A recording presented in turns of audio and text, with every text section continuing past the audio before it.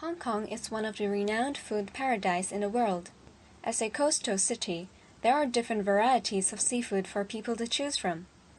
People in Hong Kong love enjoying seafood to a level that the annual seafood consumption per capita is 65.5 kg, ranking second in Asia. However, the number of marine species has been declining due to overconsumption in the recent decades. In order to allow marine animals to replenish, the government has introduced sustainable seafood to the public, which is a guidance for people to pick seafood wisely and avoid consuming endangered marine species. We invited Professor Sadofi to evaluate on the current situation of marine animals in Hong Kong waters. So how did the population of the fish change in the past decades?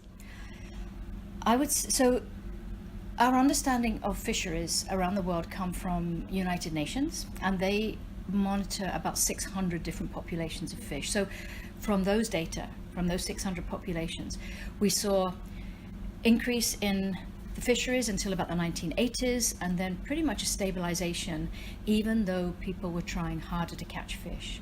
So what that tells us is that we've reached the upper limits of our global fish populations to increase, and so that's a very worrying thing. The latest research from the WWF and the Living Blue Planet report shows that population sizes of over 1,000 types of marine life have fallen by half on average in just 40 years.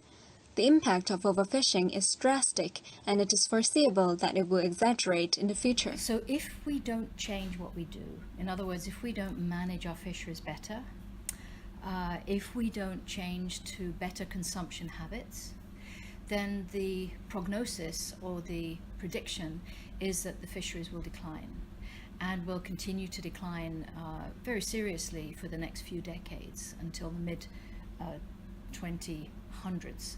So that is a big concern because a lot of people like fish, and fish are very good for your health. Heavy consumption of certain kind of marine species is affecting the whole marine ecosystem too. The impacts pass along the food chain, resulting in widespread and long-lasting influences to the marine wildlife.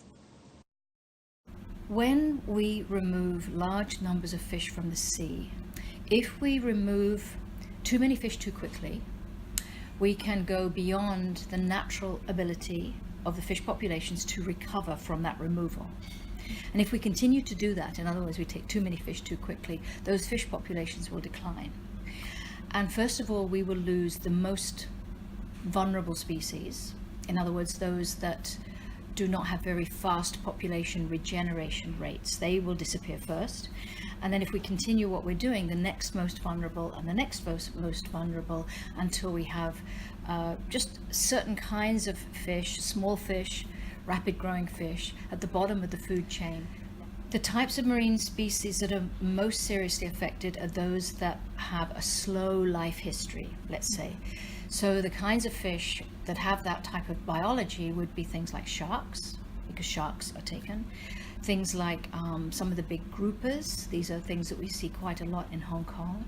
Snappers, mainly croakers.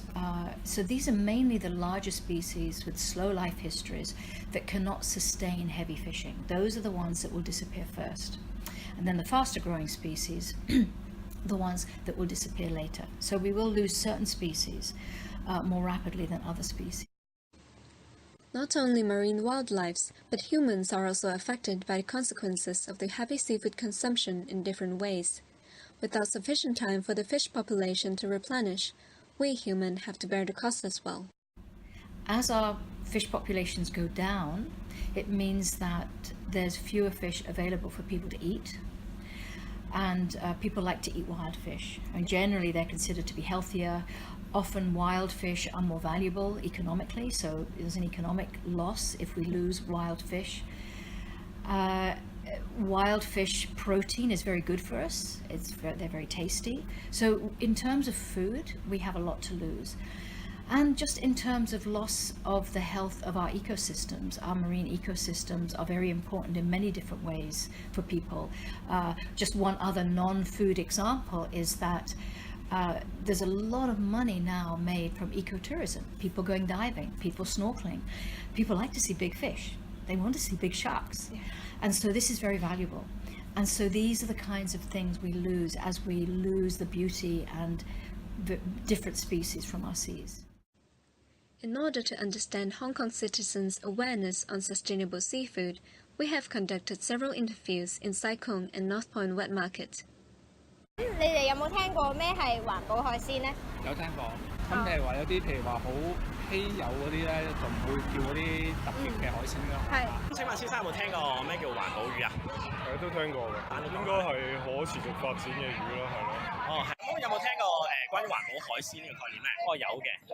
你知唔知大概係點樣㗎？大概咧就係喺一個環境度圈養，又或者係一個人工飼養方式嚟嘅，可以等佢持續發展咁樣樣嘅。哦。咁你知唔知點樣分類啊？係唔知嘅。OK。你有冇聽過咩叫環保海鮮呢？環保啊，未聽過喎。環保海鮮唔係好清楚。全部都係啊。貴嗰啲就會環保咯，唔貴嗰啲就唔係環保咯。環保海鮮啊，冇聽過。冇聽過。好，唔該。你覺得大眾對於環保魚呢個概念足唔足夠咧？其實唔係好足夠，即係你隨樣咁樣抽我都唔係好知係乜嘢咯。OK。According to our interview results, most of the Hong Kong citizens do not know much about sustainable seafood. Even the fish store owners have no idea on this issue. Some people believe the promotion of sustainable seafood guide is insufficient. To protect the environment, it is crucial for citizens to have fundamental knowledge on sustainable seafood.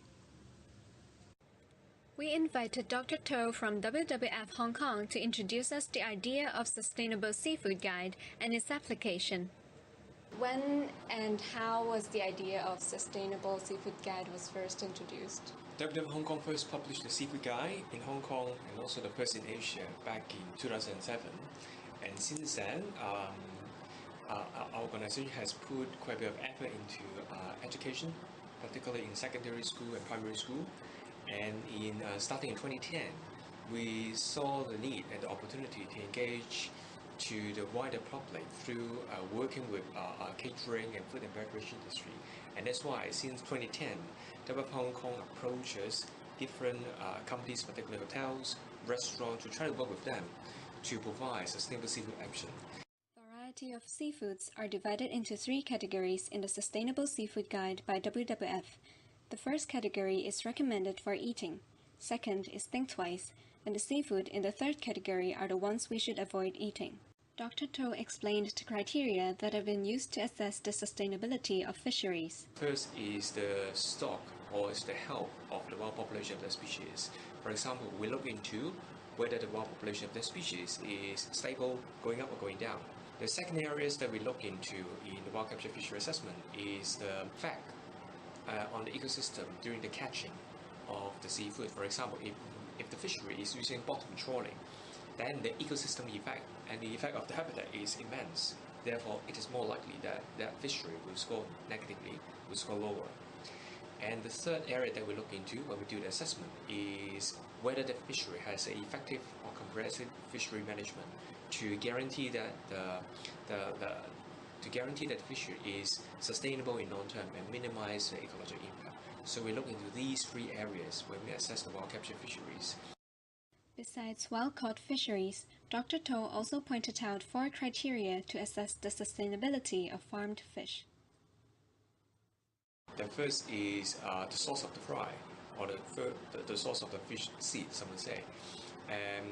For example, we look into whether the fish is produced by hatchery, which we say is a full cycle hatchery, full cycle production, versus some fishery which depends on wild capture juveniles to supply to the farm feed. For example, if we farm salmons, groupers, so these are carnivorous fish, which means they are meat eating, they're not vegetarian, and therefore they need to be fed using other animal protein. The third area that we look into in the assessment of farm seafood is during the production of the seafood, whether there is a significant impact through habitat degradation, pollution to the water bodies. Last but not least, the fourth area that we look into is whether the aquaculture system has an effective, comprehensive management in place. WWF Hong Kong have also shared some of their vision on raising social awareness among Hong Kong people. In short term, we want to raise awareness of the issue of sustainable consumption, sustainable seafood in Hong Kong. And we do believe that education, changing people's mindset is very important as an important step towards conservation. But of course, in the mid and long term, we want people not only to use these guys. Eventually, I would say that we don't want to have these guys eventually, because the vision that we have is that in long term, restaurant in Hong Kong will be automatically, I would say, providing this option. So in long term, we'll envision the day that all the seafood available in supermarket, restaurant in Hong Kong will be sustainable. Australia has already taken a step further on sustainable seafood management.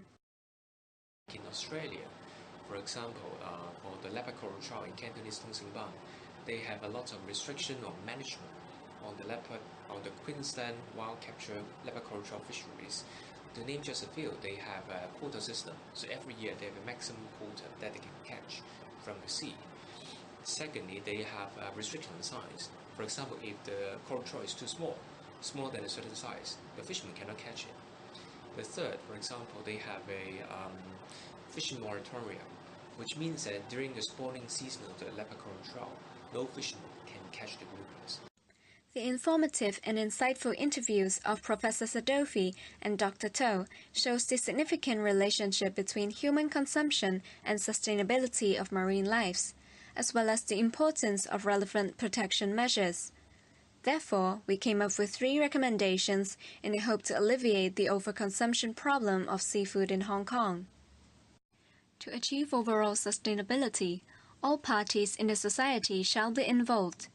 To initiate public education, we decided to target suppliers, customers, and younger generations for exposure to the concept of sustainable seafood consumption. Our first recommendation is to urge seafood sellers to label seafood. We're aware that not every seafood seller knows how to classify sustainability of seafood. Hence, sellers are advised to follow Sustainable Seafood Guide and label seafood by 2 main categories: avoid and recommended. You may think this extra step is time-consuming for sellers.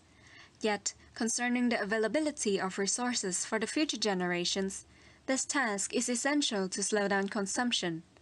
Every global citizen is responsible for protection of sustainable and healthy environment. Small steps can make great differences. Our second suggestion is to hold campaigns at school to promote the concept of sustainable seafood. Children will soon be the decision makers in society who decides the fate of the environment, whether to further exploit it or to protect it for the greater good. Education is the vital first step to reach sustainability so that the trend of overconsumption can be reversed. Last but not least, we suggest advertising the Sustainable Seafood Guide in markets where families purchase seafood from. The Seafood Guide contains a list of some common fishery products that falls into categories of avoid, think twice, and recommended. Customers can make wise and informed decisions with reference to the guide. Save our oceans. Choose sustainable seafood. To know more about sustainable seafood, scan the QR code here.